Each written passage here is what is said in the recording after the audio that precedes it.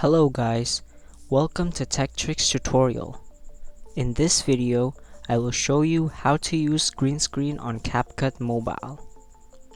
So let's get started. First, let's create a new project. Now select the video that you are gonna use, not the green screen video yet. So once you have added your video, you're gonna click overlay, then add overlay.